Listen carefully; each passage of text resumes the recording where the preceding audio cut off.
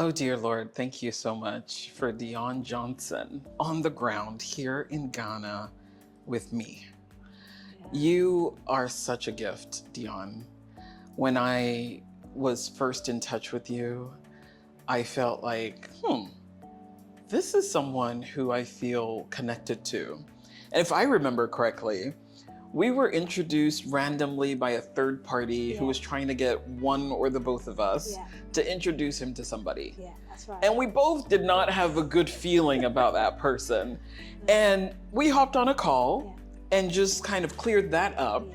but then remained interested and Well- connected in each other. Well, that's it. You see, I remember that conversation, and I remember how, I mean, we were on the call to talk about this guy, but actually, I remember realizing, okay, there's something to this woman, and we go together, and the conversation was really powerful. You know, you don't get to have, like, right from the off, these powerful, deep, meaningful conversations that we had on that very first occasion without knowing each other.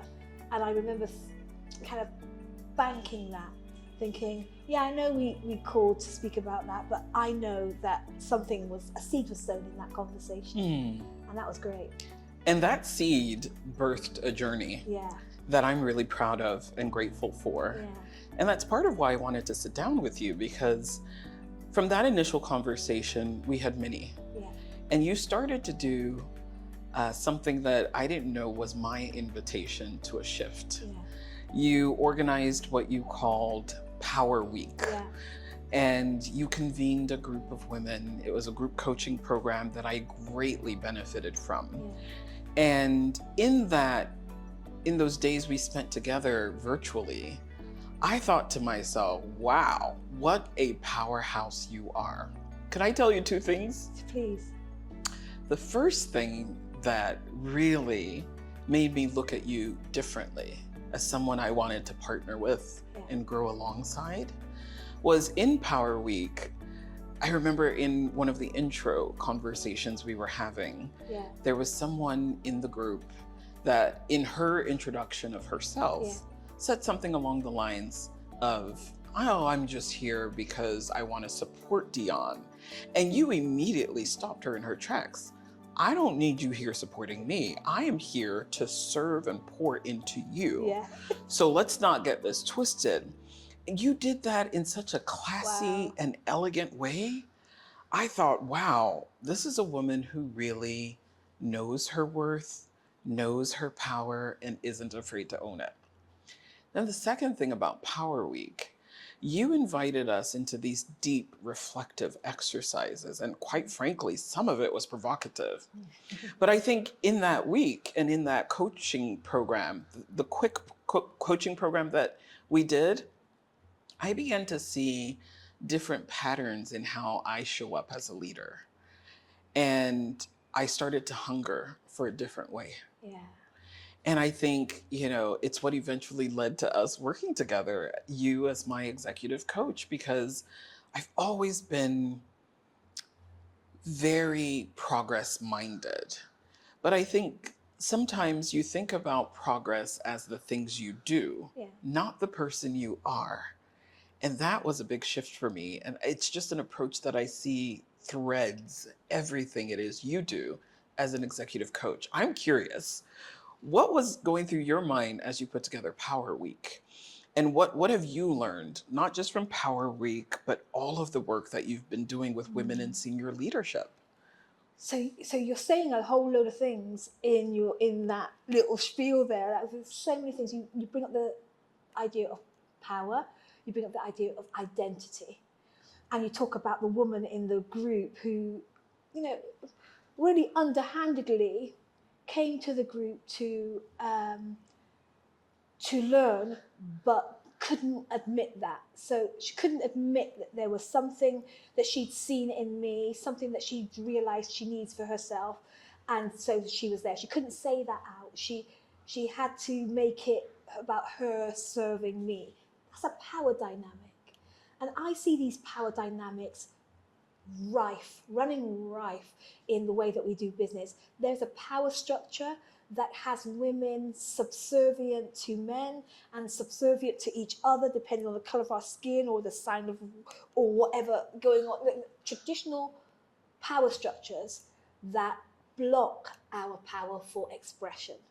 And that's why I do Power Week, because I think that we need to bring these power dynamics to our attention, the power dynamics happening within us, and the power dynamics happening with each other and in the world and in the world of business. I think we need to talk about it. I believe, I call it the power principle, that you are powerful. We are powerful. And I call it a power principle because, like any principle, it's true. It's fundamentally the truth. And it's a principle, it's something that it's a truth that you can build on. It's something that you can take to the bank. It's something that you can, it serves as a powerful foundation for whatever it is that you want to establish.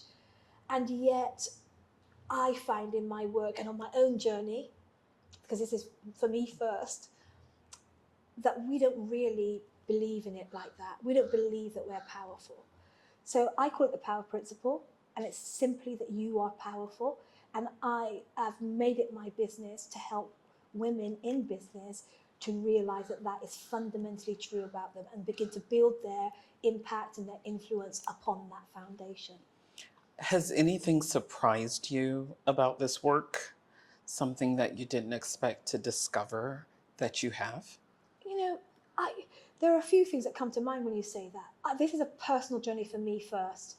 And so what I've realized is, I used to think that there were these people who were just gifted to be powerful, and then there was the rest of us.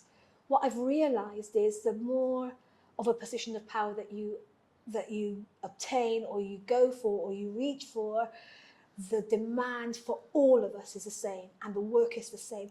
That women in power, who I used to look at and think, how can I possibly approach them to say I want to coach them? They needed to. That was a huge surprise. I knew the struggles that I was having, but I wasn't convinced that I was powerful. But the people that I thought were powerful, when I discovered that they are struggling too, that they have issues too, that they have doubts too, that they have shame too, that they have, struggles and circumstances and situations that threaten their powerful expression too. That really hits me.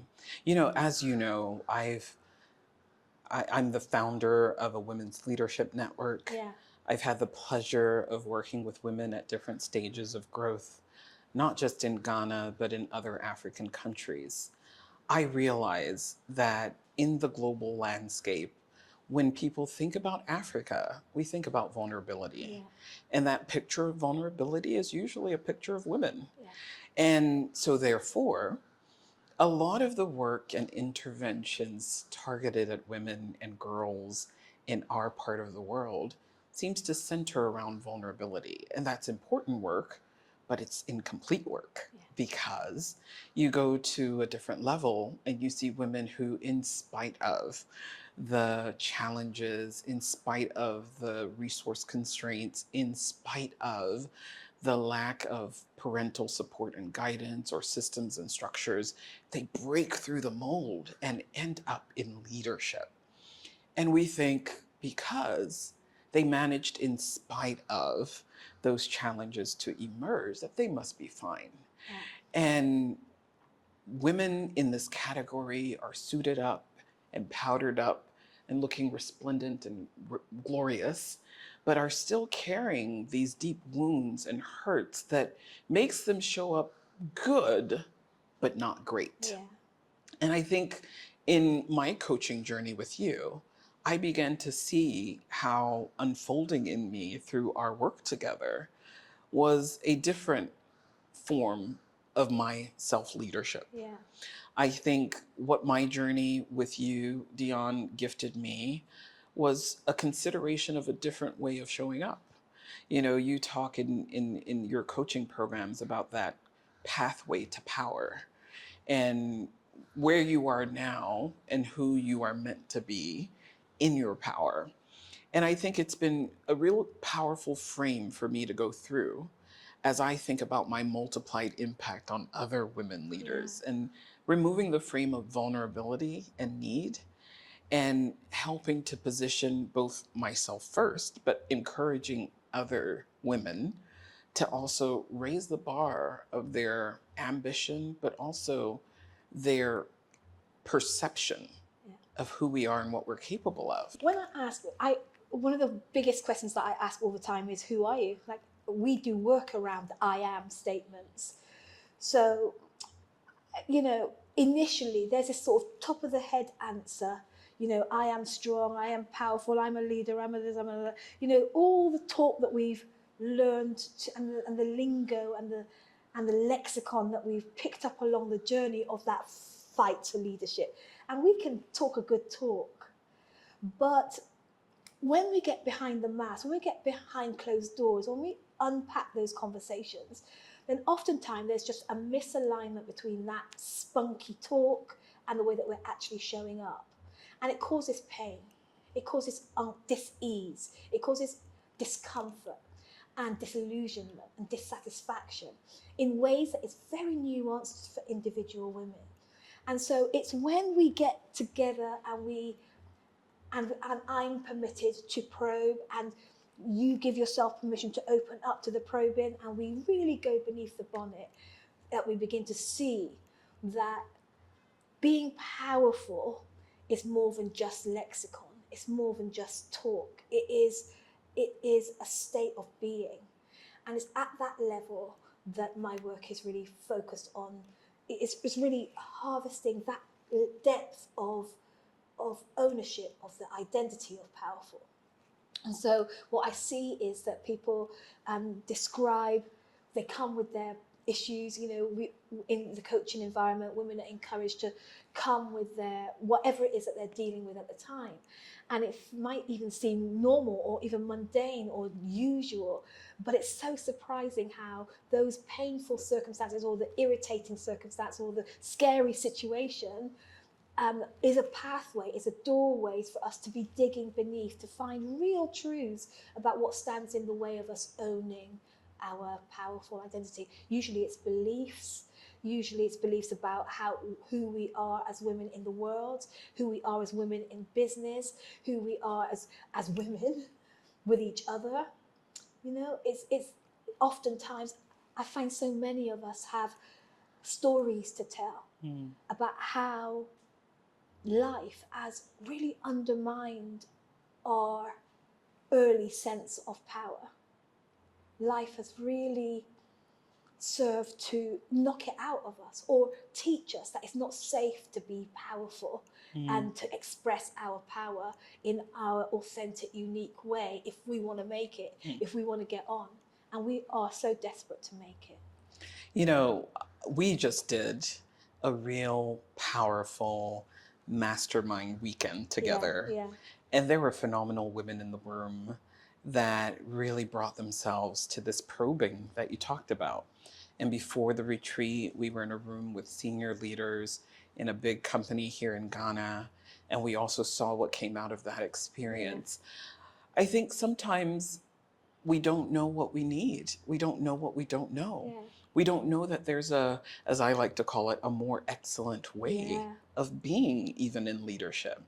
That maybe some of the same complaints, the challenges, the hurdles that generations of women faced before, we have heard them, we've heard the successes, we've also seen the failures. And so there's this mix of expectation and fear about what the future holds. And I think one benefit I've seen in my coaching journey with you, Dion, is anytime I'm at the crossroads of a decision and I get on my call with you and I'm talking it through and you listen with a lot of quietness and intent, but then you also feed back to me things that I am not hearing for myself. And I think there's something powerful about being in relationship with someone with expertise like you. Yeah. To really peel back the layers of circumstances, emotions, situations that you may not even have thought to challenge before because you're just used to this way of operating. And sometimes, Dion, I would get off the call with you and feel like a dagger just went through my heart. And sometimes I'd get off feeling exhilarated.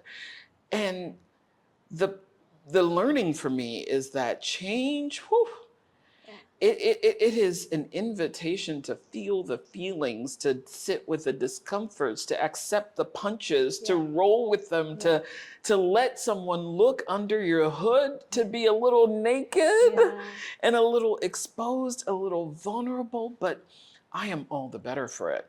Yeah, but you had already your decision to see what's possible through your leadership. I think you came to that. Life and your career and your leadership had brought you to the place where you had woken up to this knowing that there was more for you to be and more for you to say and more for you to create. And that's no mean feat with somebody like you, right? Because we're senior women. By all accounts, we've done well. We're seated at some pretty impressive tables. We're part of some very important conversations already. So most people getting here don't ever wake up to the potential of more. They're cool with where they're at. And this is somewhere you can hang out until you're ready to retire and hang up your leadership cape and go about your business and maybe travel and see the world or whatever you want to do with the retirement years. So don't underestimate the importance of coming to this place where you've made up your mind that you're going to see what's possible through your leadership, regardless of what it takes. That's what got you to stay through the process when it got hot in the kitchen, or when I was holding on to something that you'd rather let go of, or when I'm trying to show you this over here when you want to look over there.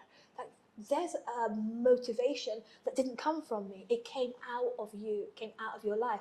And I know that that's a theme with the women that I work with, that they are waking up to a dis-ease, a dissatisfaction. Yeah, it looks pretty good. No one's judging you. Your family think you're the bee's knees. People say, yeah, that Yawa, she's a high flyer one, that one. People look to you to help them. They don't expect that you need help. You've arrived. But the kind of women that I have this real passion and appetite to meet with and talk to, and why we get on so well, are those women who, for them, it's real that they are at those tables. It's real that they are those high flyers, that they've achieved and accomplished much, undeniable success, and yet, there's a waking up happening, and there's a question: what if there's more? What if there's more for me to be? Now, these are the women that I get really excited about. And like you said earlier on, those women are really few and far between right now. There's a whole lot more women who are feeling discomfort and they don't know what it means yet. They don't know it's an awakening. They just know that life's hard, that their leadership is challenging. We've been hearing over the last week some of the stories of how hard life is for us as women in leadership, that we're carrying a lot. Our roles are very demanding. There are new demands since the pandemic, change and is dynamic, and there's all this new need and not enough answers, all these questions and not enough answers. We're struggling with our marriages and our children and our homes and our churches and our communities. There's a whole lot going on. Women are carrying a lot of weight. And oftentimes I find that those women they're waking up, but they don't know that they're waking up. They're waking up, but they're calling it problematic. They're feeling like they're burning out and going down. Actually, this is an invitation to rise and move on and explore. And this is a very important message that you and I talk about at length, and especially since the week that we've had together, that there is a tranche of women who are waking up and they're calling it problematic. But actually, it's not problematic. It's just that there's a place inside of themselves that knows that there's more for them to be. There's a you that's not emerged yet. There's a call on your leadership and a call on your life. And so when new orders are trying to be established, old orders are being shaken. So I say to my clients all the time, think it not strange when what was working for you, what seemed to be in order in your running pattern, just gets disrupted. Where work stops being satisfying and starts being painful, where people who you used to par with and get on with, now this is a problem. Where you used to jump out of bed in the morning and have it all figured out, now you don't know if nothing's figured out. Everything, all your ducks don't feel in a row anymore. This is the waking up. Some women understand it and they realize that it's because they're being called higher. Some women don't understand it and they call it and they curse it. They say, something's wrong with my life. This is powerful, especially because I'm learning as I get older that there are some storms that tear everything apart, and others that cause everything to fall into place. And some of it is the self-awareness to know where you're at and what's needed. One of the things I've seen, especially working for as long as I have with women on the African continent, is that there are different crutches that we hold on to make sense of our environment, but also to cope with the harshness of the environment. And I think sometimes it leads to an abuse of our faith. You know, many of the women in our community belong to different religious communities. I am myself a Christian. I love the Lord. I've, been serving in church, and I have had to understand that sometimes there have been gaps between my confession of faith and the outcomes of my life. And I also realize that often we've cloaked ourselves in this religious robe that causes us to not be as effective in the realm of the practical or in the business world, etc. And I know this is a fine line to toe and a fine topic to even unpack. But in my own journey, I've realized that sometimes I was absolving myself of responsibility, that waiting on the Lord was sometimes code for I'm scared and afraid and don't know what to do next, or waiting on the Lord was my cloak for procrastination and fear or laziness or self-doubt. And it has been revolutionary for me to really be consistent in my practice of working with coaches. Because when you want to go far, and especially when you've got this sense on the inside that God's calling you to more and calling you to higher, I'm really finding that the next set of questions you ask is, who are the voices? Who are the people? And in what environment do I need to put myself to increase the likelihood that I can climb for higher? Because the more deliberate I've become about what I'm listening to, whose company I keep, who's coaching me, the more I see that transformation just becomes inevitable. That barrier that many of us feel, it's not working, the stagnancy, the I'm not sure, dissipates when you have the posture of God's helped me, yes, and he's helping me through people. So where are the people, Lord? Order my steps to the people. And I think, one of the things that, at least deep down, I'm hoping for is that more of us who are people of faith will be open to coaching and open to career guidance and mentorship and counseling, because sometimes we become this false balance where we're hyper spiritual and hyper religious, but not effective. I think that you said a lot. There is this way that we can have as professional women who love the Lord, who see our challenges, whether they be personal or professional, as trials and tests from the enemy that God will deliver us from, that God will handle. But actually what I found in my work is that some of these trials and tribulations and tests are coming because we're not because we have misinterpreted our work and our job. So we don't feel like we're doing a job that we feel like we're doing for the people that we work for, rather than we're doing a job for God. That somehow we do that job that people are paying us for, and then we go and out of there and we live our lives and we praise God and we go to church and we worship God. But what if they were one and the same? What if your job was a platform for the divine work of your life? And that's what, we agree on this, that your job is a platform for the expression of God through you.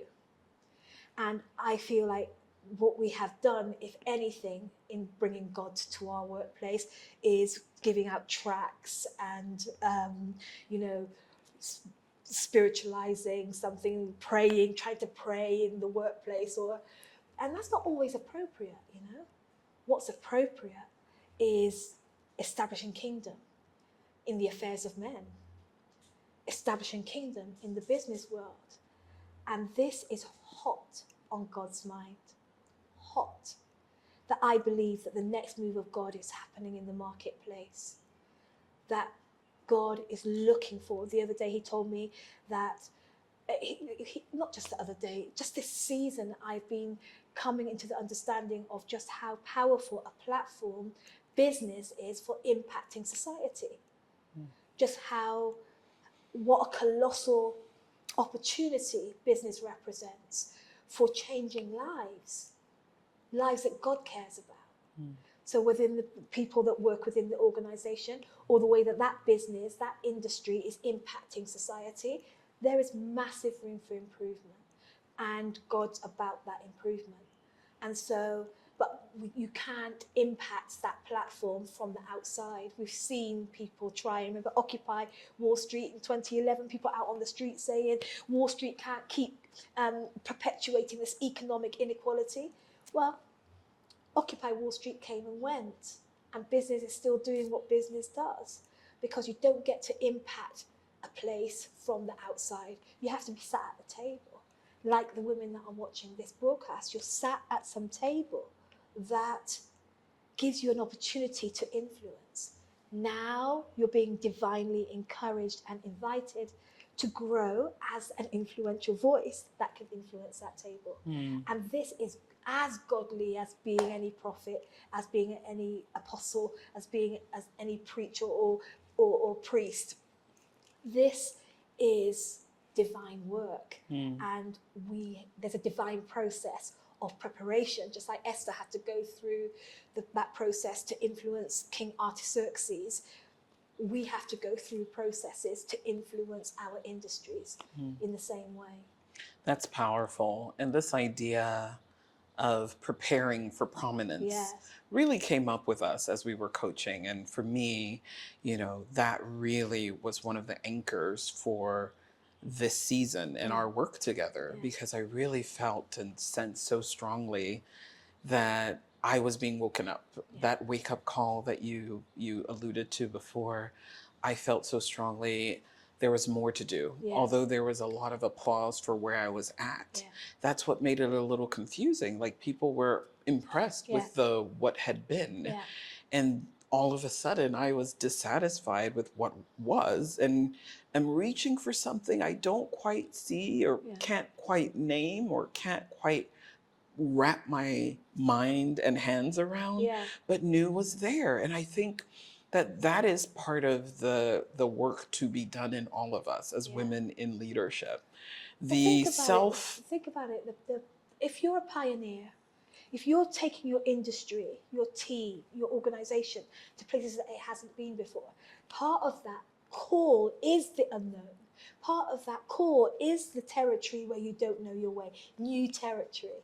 And I think it takes a certain kind of courage and preparation to be able to go there. I remember when I would often just turn the video, press record, and start talking as God gives me utterance to myself, talking to myself. And I remember the rant that I was on when I realized that we were being called to prepare to be prominent, to be prepared to be powerful, to prepare to be presenceful in industry. This is a real divine call, just like any other call. And I think we need to take it seriously as that. As women already at the table, already leading in our field, we're great. But when that dissatisfaction starts to set in, that's a surefire sign that we're being called to be trailblazers, pioneers that take things to whole other levels. Mm.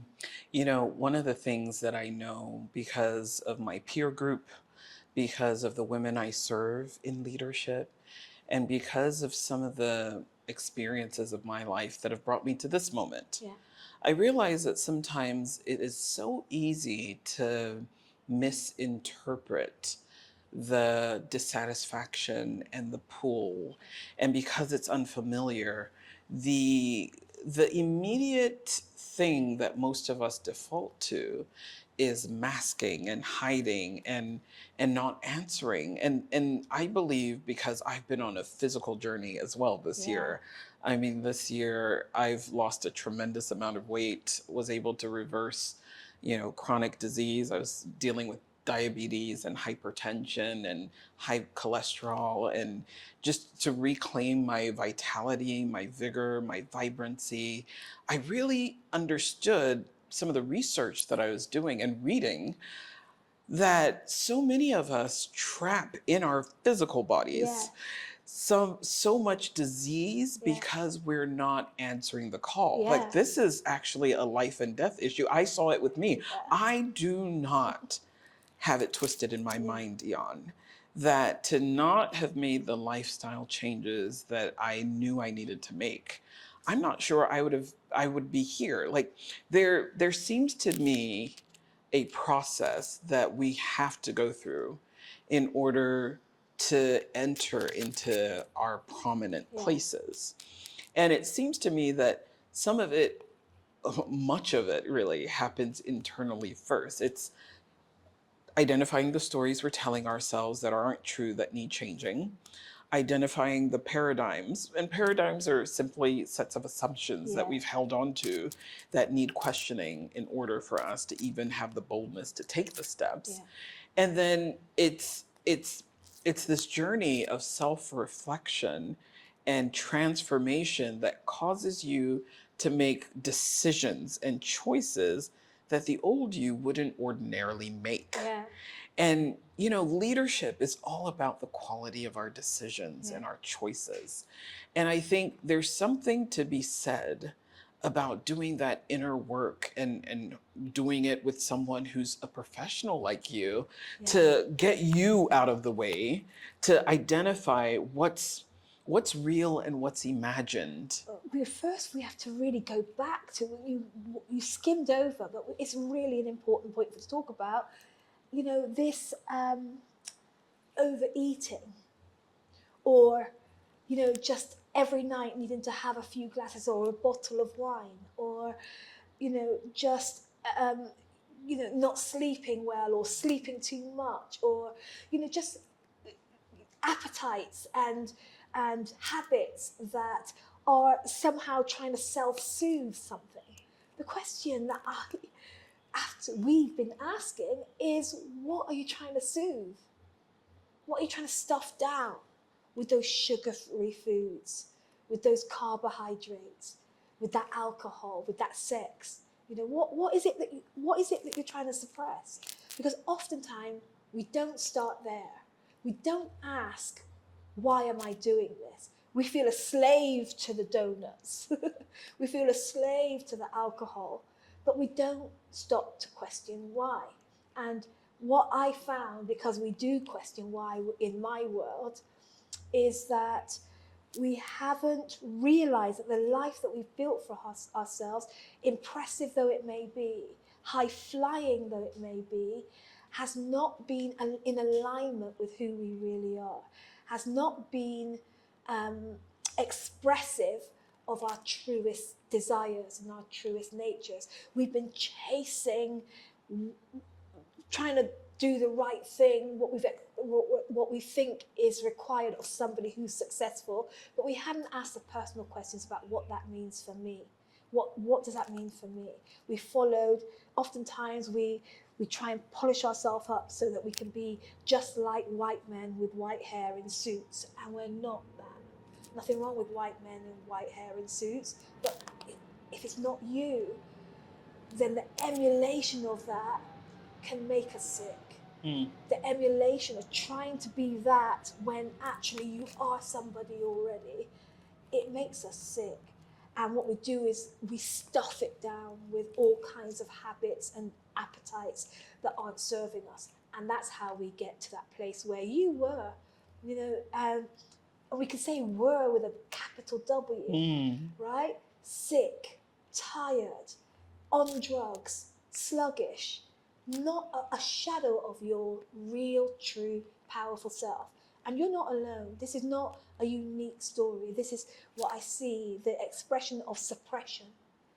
And I think oftentimes we don't find words for, neither do we create the space to consider these questions, the hard questions of what's really at the root of why I do what I do.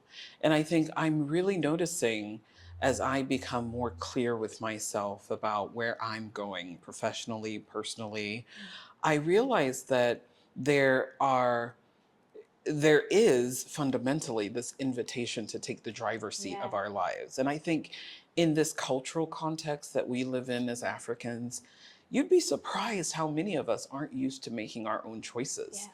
Even though we feel like we are. Very used to, letting this be someone else's. And therefore, you find so much blame and so much resentment because it's the cop-out. I am not what I should be because my father didn't look after me, or my mother did this, or my this did that. And we can explain away and excuse ourselves from doing the needful. And I think one of the biggest, at least in my meditative time, like impressions God gave me on my heart was, you're doing the convenient, not the needful. And I could see, whoa, wow, this was not my own thought. This definitely came from God.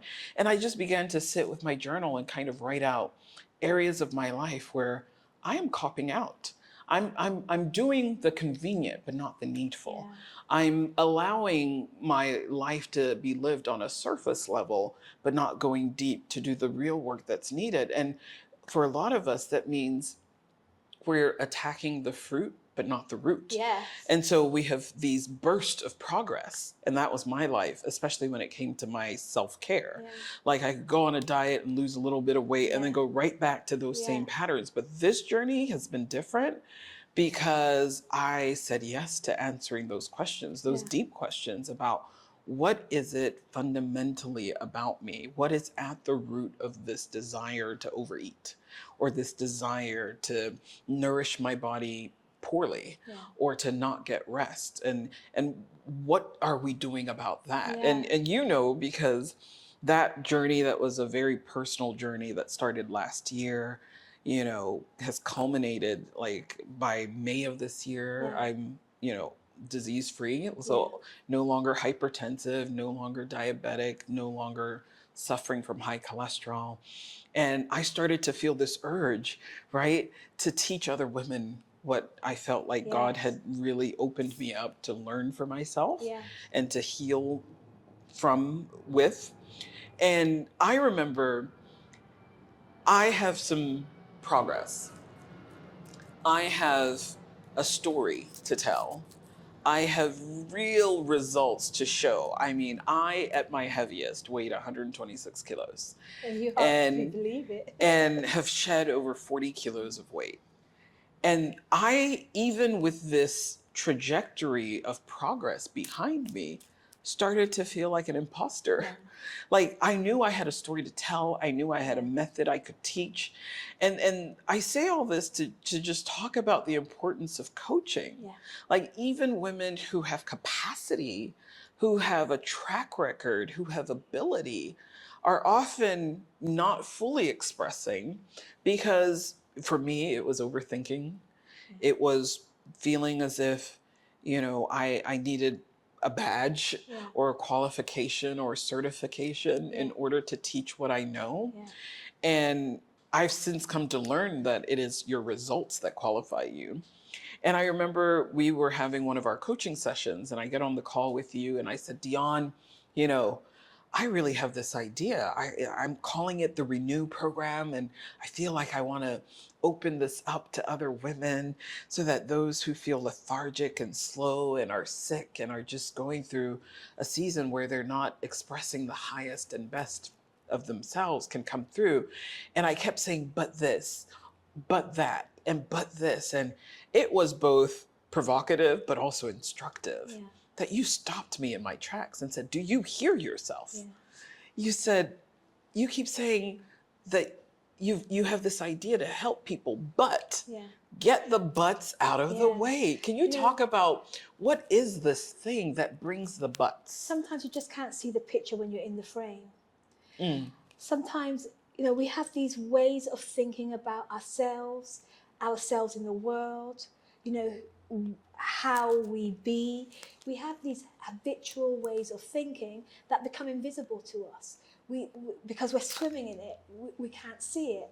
And so that's the power of coaching. That's the power of community, actually. That's the power of curating for yourself safe spaces where you can show up and be open to the challenge. Give permission to be challenged, because that's what you did with me, is that you gave me permission to challenge you. I don't have the right to challenge everybody, but the ones who give permission have said, I realize that I need to change. I can't see the wood for the trees, and I'm open to help and support, to see things that I can't currently see. This is a very powerful decision to make, because you can't see the picture when you're in the frame. And oftentimes our thoughts, the psychologists tell us that we have 60 or 70,000 thoughts a day, but most of them are the exact same thoughts we had yesterday, just playing on loop. And we all know by now that how we think is how we live. How we think is how we create. How we think is what we experience. And yet, we want this change, but the thoughts that create the situation that we want to change is not changing. If we want to change, in order to change, we have to change how we think. We have to change how we see things. And oftentimes that change of seeing and thinking can only come in community, can only come in partnership. When I hear you say this, but you said this yesterday, or you're saying this, you're sounding like. I remember one time having a client who, when we were doing the I am exercises, she had all the classic list. I'm strong, I'm independent, I'm free thinker, I'm problem solver, I'm all of the great things that leaders say about themselves. And then one day, maybe a few months into our coaching, she came. That time we were coaching in person.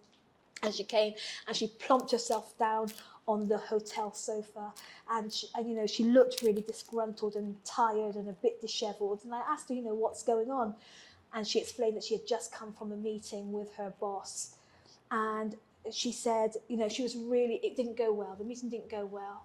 That her bosses had asked her to do something that they knew flew in the face of her desires for leading her team. And she felt that there was pushback. She felt that they were undermining her authority and really usurping and overpowering her with their authority. And so she really just felt all of this stuff. And I asked her to tell me how she responded real time in the meeting. And she said to me, so what do you mean? And I said, well, what did you say? How did you respond?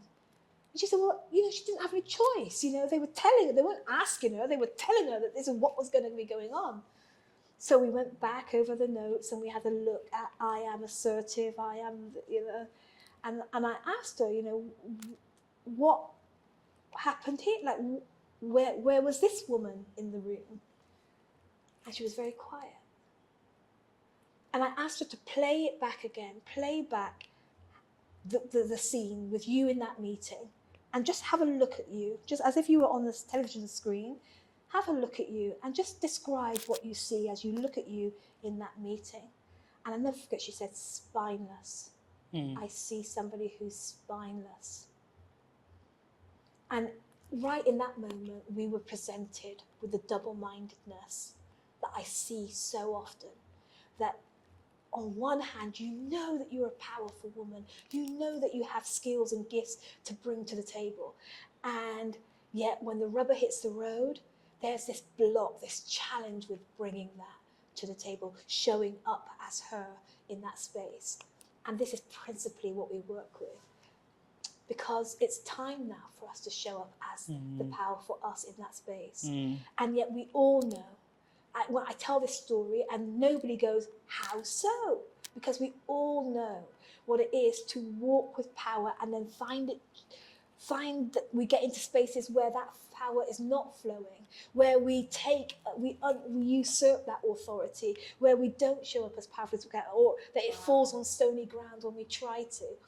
And this is what we have to get to grips with. We have to look at this. We have to understand what was happening in that meeting. Because, I don't remember in this particular case, but, just generally speaking, what happens is when we begin to unpack that, there's this relational, this paradigm that says, I'm not as powerful as them. They are powerful, I'm not as powerful as them. I remember one client recently said to me that she knows that she's powerful. It's just that in this session, what she's realizing is that she's thought of them as more powerful. And she didn't know that in the loop of her thoughts. It's in the coaching environment where the conditions are created, where that kind of revelation can come to pass. When you see it, you can do something about it. You can choose what you're going to do about it. You can begin to work on that. You can begin to cancel that thinking and find the truth that makes you free. And it's almost as if, Dion, that if we keep thinking what we've been thinking, we can't change what we do. And if we don't change what we do, we can't become who we're meant to be. And so many women are, we've heard it over the last week, how they're trying and they're pushing and they're pressing for things to be different. And they're getting they're shortchanged on their return for investment. The results just are not coming. That is a clue that there is deeper, that this needs to be approached at a deeper level. This needs to be approached at the level of your identity, the level of your self-perception, the level of how you think about your place in the world. Something there is off. That means, because, Yawa, we don't get results based on what we do. We get results based on who we think we are. We get results on how we see ourselves. We get who we are, not what we want. Yeah. That's why you get people with great big dreams, great big desires, who just wear themselves out and hide the shame of not getting what they really wanted, that they tried so hard to get, because they were trying to do their way into having it rather than be their way into having it. So, Dion, does this somewhat explain what a lot of women tend to exhibit, where we're quick to mask with makeup, nice clothes, nice environments. We're quick to consume, buy things, and this idea of success being more a function of who we are instead of what we do. I wonder how that manifests. How do you know you're in it? It's the incongruence of the situation. So, I'll talk about myself because it's common among us, but I'll share that I found in my own preparation and coaching journey that there was a discrepancy between the way that I was showing up, all the things I got myself involved in. I got myself involved in all kinds of things, all kind of rooms, pressing for this, pushing for that, dressing the part, driving the part, living the part, all the things that you do to make it look like that level of success. but inside there was a disbelief around that, an unconscious disbelief around that, and so it creates incongruence. So, and you, because you get what you are, not what you want, what was happening was I would I would create a result that looked good, but it never ever really got all the way. Like it would fizzle out. It never really took root until I began to change from the inside. And that is work. Changing from the inside is work. And then learning how to show up with the woman that you're discovering in there on the outside, that's work. And that's the work that we're doing together. Mm-hmm. You know, this work has not been easy. Yeah. And when I say this work, the work of being coached, Yeah. the work of, you know, this is probably my third journal of notes through our journey together this year, of provocative questions, provocative comments, invitations to consider things. It's been difficult to be coached by someone who requires this level of self introspection. I have also felt that because of the depth that I went through in my coaching journey with you, it's opened up a different way that I show up professionally and personally. Yeah.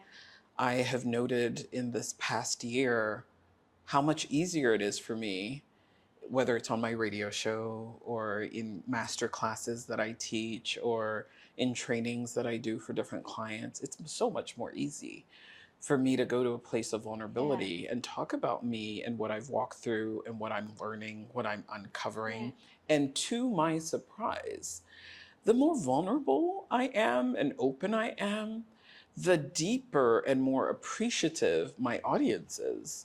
The more deeply appreciative my audience is, in a way that surprised me, because I think that there's so many of us who aren't used to seeing authenticity and vulnerability. And it's something that you mirror very well. And I think I shared with you before, your willingness to go there and to say the thing that needs to be said, even if it's in the moment a little hard to hear. I think that these are parts of the journey that we often don't talk about, that, you know, I'll hire a coach and it'll be dandy, it'll all be well. I'll hire a coach, meaning I'm going to be wounded, I'm going to be knocked out of joint, I'm going to be invited to have these tough conversations with myself and expose parts of me that I usually am tempted to keep closed.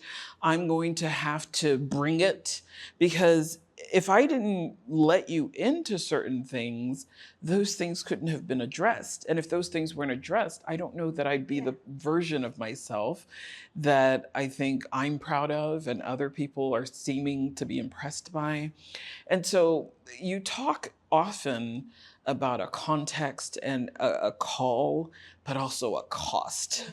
And I think part of the cost that I want to call out is the cost of humility, like having to humble yourself to someone else, because in a different context, I'm other people's coaches. I am a leader developer, an advisor, a coach. I'm the authority in so many rooms, that to come into this space with you and let that crown go, let this title go, let all of that go and say, Dion, this is where I'm at. To even the other day call you and say, look, I've had a near and dear friend die. And I just want to acknowledge that this is happening. The old me would have not even mentioned it, would have just kept going, and to acknowledge that.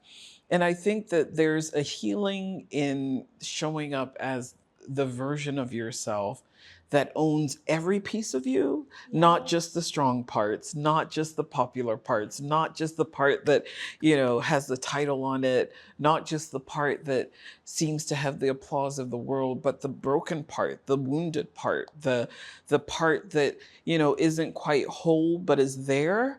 And it's brought a new level of expression and ownership that I just want to name, because people might be listening and hearing and think, oh, all I got to do is hire a coach. Check. and not be prepared for the cost. Dion, talk about the cost. I am paying the price that my clients have to pay. Like, I'm first and foremost a coachee myself. Like, that's number one. I regularly sit in the coachee's chair. I regularly invest in coaches. I count tens of thousands over the years of going through the process myself. And I think the reason that I find it intolerable to stay superficial, I'm unapologetic about being high flame. I'm unapologetic about being uncommonly intense and deep and going there, truth speaking, calling things out. I'm unapologetic about that because this is a calling from God. This work is that the world is in flux and in transition, and this is a leadership issue, and that we need to see the rise of a new kind of powerful. Therefore, if I believe that, then I must ask myself the question of what is required for that rise to take place. And I know that what's required is not on the surface. What's required is not cool and dandy, light and breezy, easy peasy, lemon squeezy. It's not superficial like most leadership training right now is.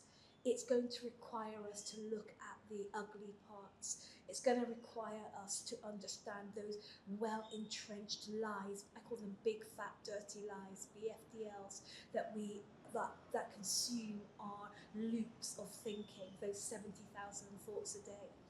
It's going to challenge us personally. Oftentimes I meet with women who are just disgruntled with their boss, disgruntled with the organization, disgruntled with the industry. Well, whatever it is that you're seeing in them, we work on finding it in you. We work on finding it in you because it's when you learn about how to discover it in yourself and alchemize it, transmute it into power to create real change that you grow as a leader.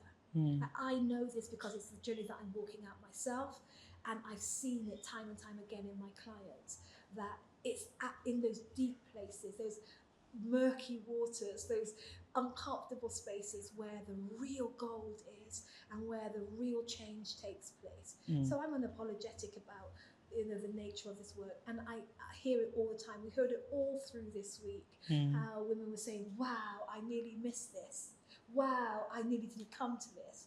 What they're saying is, I just thought it was going to be leadership development as usual. I thought it was going to be, the same old things. So it's clearly no longer business as usual. No.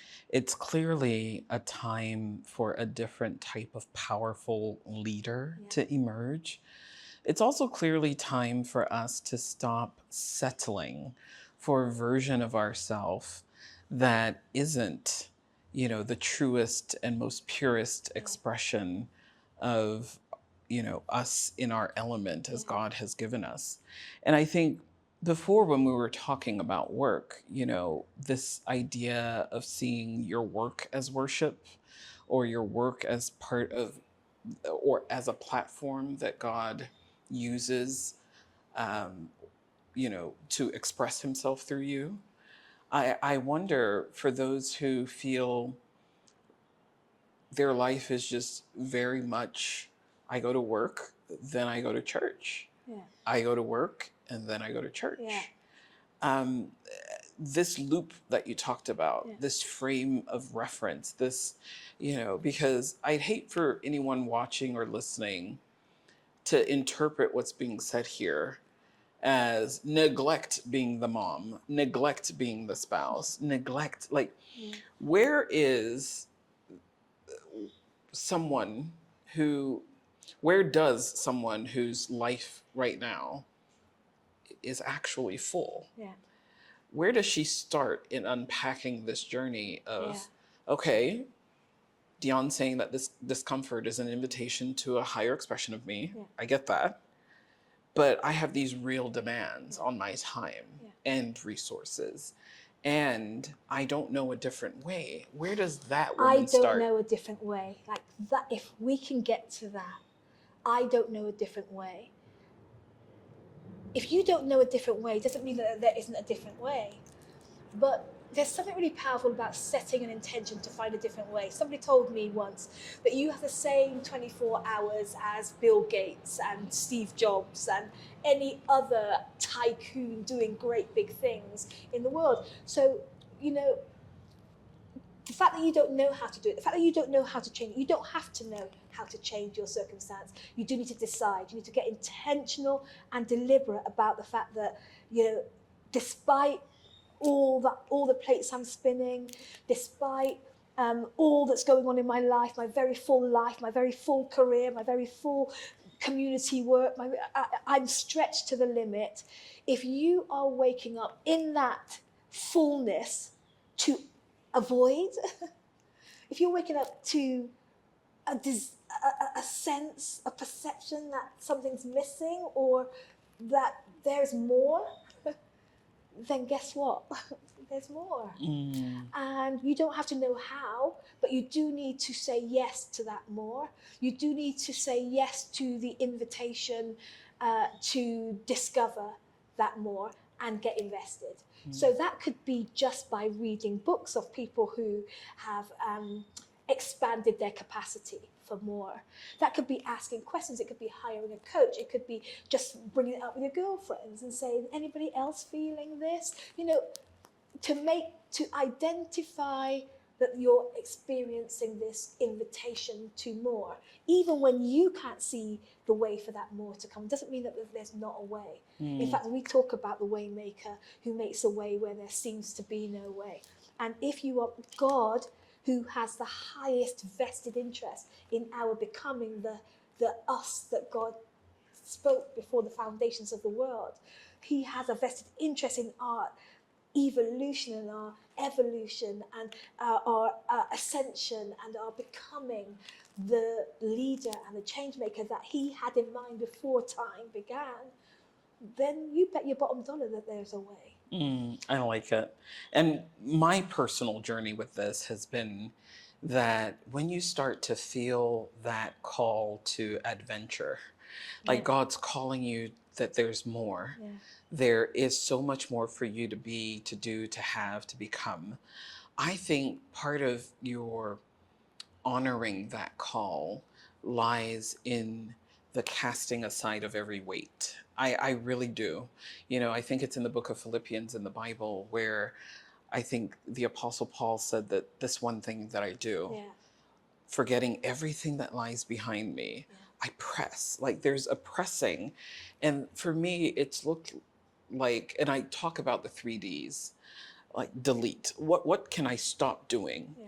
to create space in my life to start answering this call? Yeah. I'm hearing this whisper in this crowded space, but what do you first do when you hear? You stop, you look around, and you just start moving in the direction of the sound. Yeah.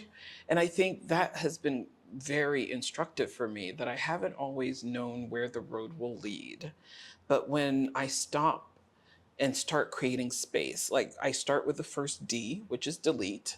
Like what can I stop doing so that there is more space for me to sit and to hear more and to learn more, explore more, and follow the path of my intuition or hear what I think might be the voice of God in this moment. I think the other thing is defer. Like, what am I doing now that can be done later so that I can pay attention to this very important voice that doesn't go away? Like this nagging to, you know, for me, it was in 2022, I started to just sense strongly it was time for a shift. And I kept hearing the word redeployment, like redeploying all of my gifts, my talents that was going one way to a different direction. And I remember going on a prayer retreat and just clear minded that that's what I needed to do. I needed to clear. And I think for those of us who have such full lives, maybe that's where the interrogation should start. What am I doing that's clouding the space and drowning out the sound of my future? which is calling. Because I think that God dials our numbers in different ways. And your future is calling, but you're busy over here, busy over there, busy doing this and that. And for all of us, that call, the answer that we give that call may look different, but this has been an interesting frame for me. Like, what can I delete? What can I defer?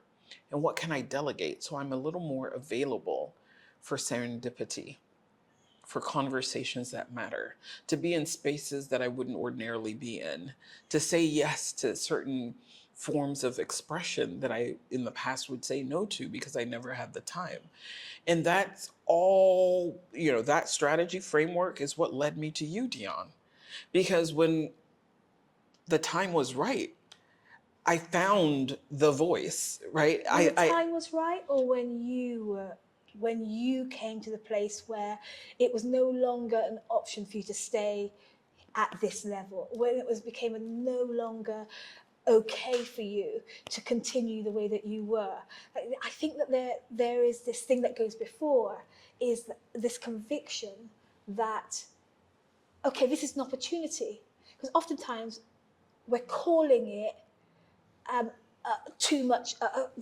Something's wrong with my life. There's too much pressure. It's something's wrong. This is, my life is not working. Well, it's working to get your attention to the opportunities that are ahead. It's an invitation, and recognize it as that, and not kind of just finding ways to cope more efficiently with the heavy workload is the way to move on to that, what you were describing, the defer and the deployment and all of that. You have to come to the place first where you say, okay, I'm being invited to more, I'm being invited to be taught, I'm being invited to grow in capacity for more, I'm being invited. This is something this is the growth journey. Recognition of the growth journey, I think, is the powerful key.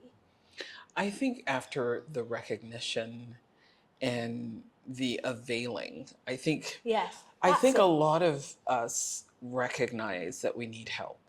We need a different way. Yeah. We need a different path. We're ripe for change. We know it. And sometimes you can almost see it in the eyes of someone who's walking by you. There's something about the body language that tells you that this person knows that it's time. Yeah. It's the availing. And that's why I really want to anchor this thought here around deleting, deferring, like to make yourself available for the deep conversation first with self. Yeah. And then that guided inspiration that I think God gives by bringing you on the way of the right voice for that moment, the right person, the right program, the right thing. Because, you hear, you can recognize, but if you don't avail. And I love this Bible story that talks about Moses and the burning bush, that I really feel like he could have missed his whole destiny if he didn't avail. Like, he was on the path someplace and he sees a bush that's not burning.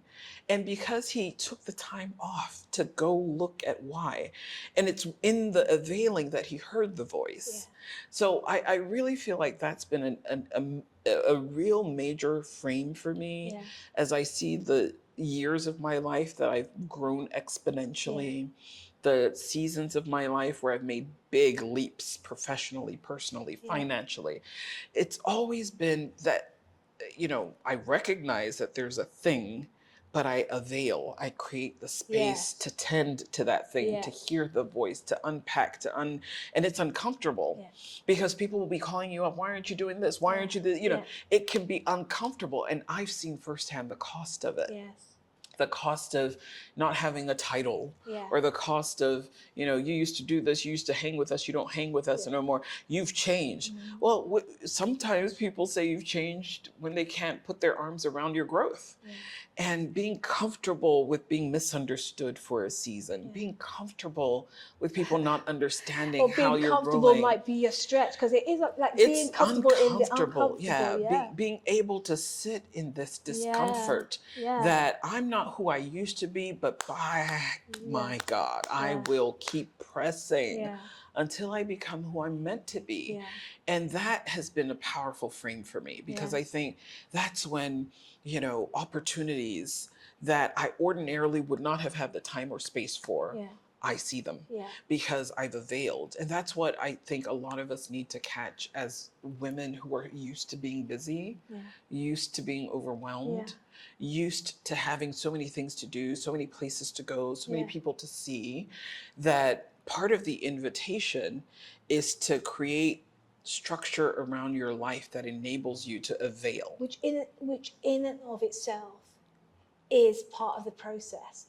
You know, a lot of the anatomy of busy is what I was thinking of when you were talking. And I know that a lot of women who are stretched to the nth degree are stretched because they have a problem asking for help. They have a problem receiving help. They have a problem being vulnerable enough or even assertive enough to say, to defer and deploy. That takes something. It takes admitting that you need something. And a lot of us have a problem with admitting that or asking. So a lot of us have a problem with asking. You know, and these problems, these challenges that we have with asking or receiving help or creating the kind of shifts that create the space that you've been talking about, you know, there's a story behind it. There are stories that go back sometimes to our childhood, goes back to when it didn't work out, when we relied on someone and we were betrayed, or, you know, there are stories attached to our challenges for creating this space, because we all want the space. So creating it requires us to step out of our comfort zone often to make that demand, to place a demand on our the people around us, the people, our teams, our families, even our children, you know, and also it takes courage to not meet other people's expectation, like you've been describing. When we are expected to behave a certain way, but in order to do what's best for us, that certain way can't continue. That takes courage. It takes courage to dare to move to creating that for yourself. It does. And I think that courage is part of the growing up that we all have to do in order to become our best self. I've seen it not even occur. I've seen the very thing that's required doesn't even occur sometimes to us. Why don't you just, I mean, I've had these conversations like on repeat. Why don't you just stop doing that? And you see that question hit, like, wow, I didn't ever think. Could I stop doing this? Could I? Could I delete? Could I? Could I possibly be sitting in the driver's seat of my own life and have the autonomy and the daring to say no to something that I've been saying yes to for years? Forever. So you see, here in a context like this, in this kind of conversation, it just makes perfect sense. But in real life, there is even creating the conditions through which we begin to avail ourselves and hear God's take on things, or receive the call, or see the way forward. Even the things that are involved in creating that space are part of the process. That we have to get to the place where we're wanting to do that work, where we're willing to have that courageous conversation, where we're willing to say no to that, where we're willing to disengage from that forum, that, you know, or come away from that board, or stop doing this or that, because we're saying yes to this. And Dion, the other piece of this that I saw in my own journey, I recognize I need help. I do what it takes to avail myself, delete, defer, delegate, do the things to create the space to tend to this whisper of spirit that tells me it's time to climb higher. Then there's this piece that stops many of us, which is the cost, the investment. And I'm talking now about money. When it comes to paying for the help that's needed, paying, someone has what you need, you've identified it, you've seen, and there's this seems to me to be the final barrier for a lot of us. Like, we know we need help to figure this out or to do this thing. And I think in my own life, I've noticed a pattern where I could do so many wonderful things for people with financial resources. But when it came to Yeah. me, there almost seemed to be, oh, this is too much. This Yeah. is too frivolous. Yeah. This is too, and I think my growth professionally has been anchored in me being willing to pay Yeah. financially the Yeah. price as well. That over the years of working with different coaches, I've worked with speech coaches, business coaches, etc., Yeah. executive coaches, Yeah. counselors, being able to break this mental barrier that I had, that I wasn't worthy of financial investment, Yeah. has really been helpful. Because, and I see this showing up, and I think I'm helping to break it in Yeah. some of the women that I get to work with as well.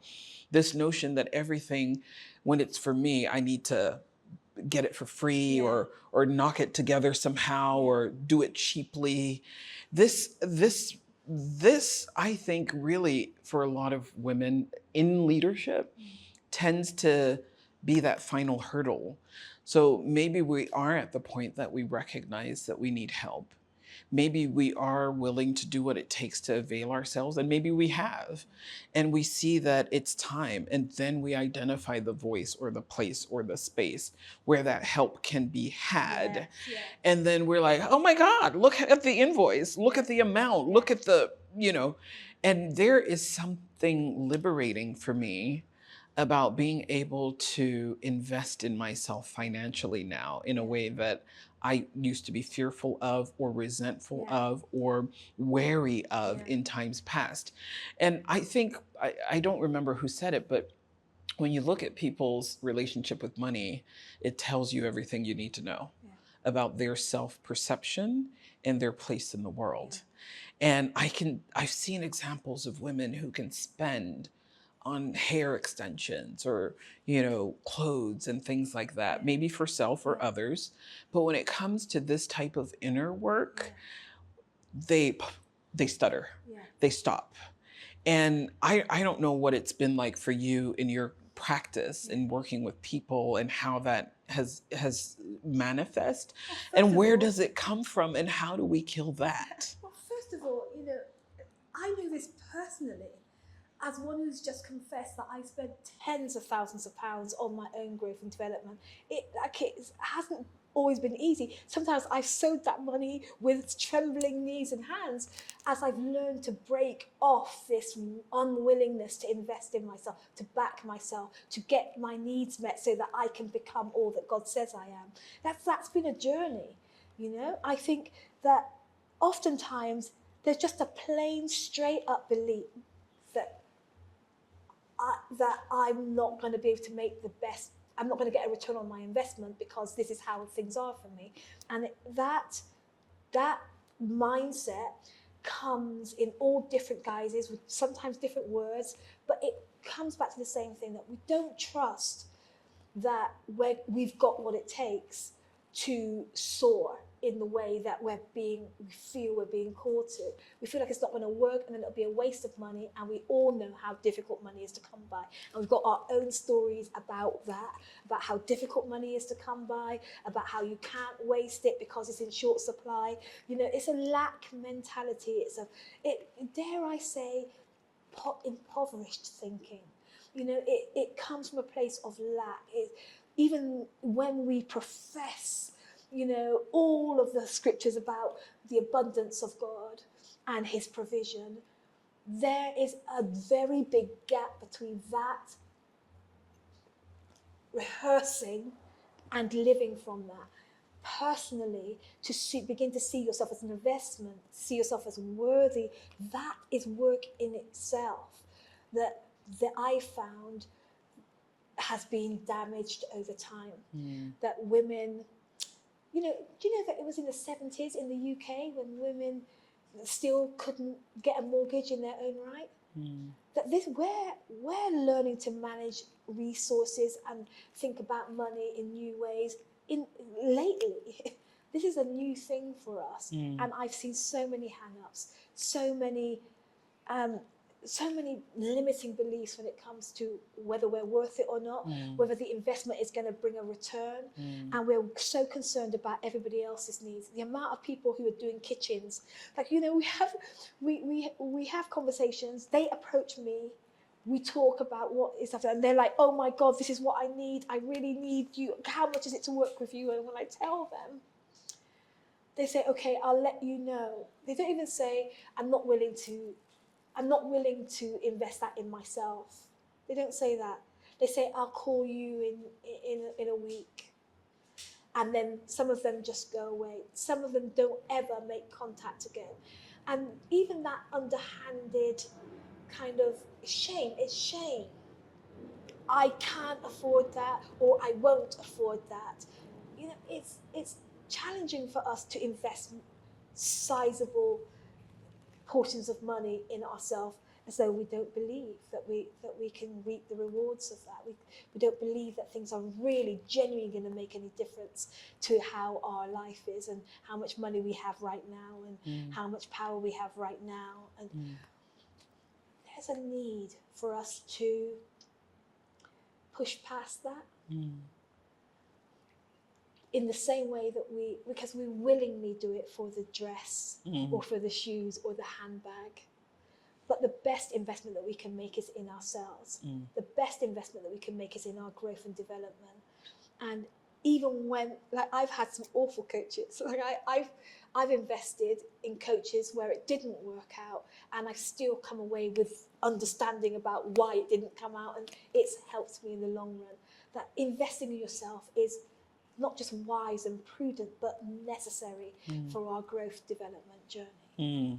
That's so powerful. I really, really am just so appreciative of this journey that we've been on. As you know, you've coached me through a year that has been just one of the most remarkable years of my life in terms of my personal growth, my personal well-being, my financial turnaround in terms of just really helping me change my relationships on all fronts. I mean, I want to applaud you for being able to say that. So I work with a lot of women, and your testimony is not uncommon. I hear women say, I'm kinder to myself, I'm lighter, my marriage is transformed. I get it. I'm doing greater things. More opportunities are opening up to me. I'm earning more money. I'm moving forward.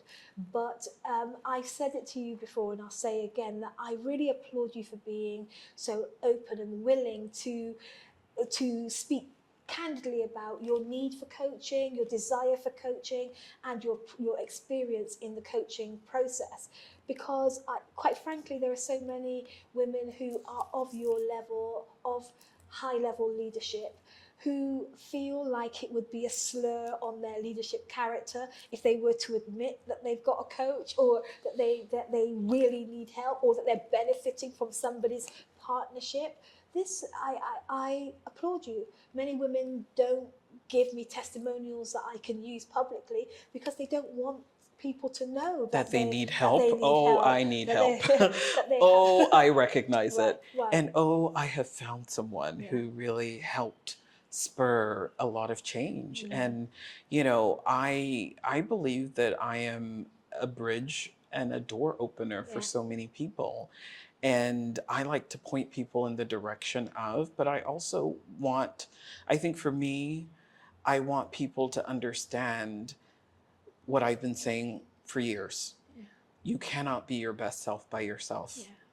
And I felt like it was also time for me to demonstrate that, for being to be more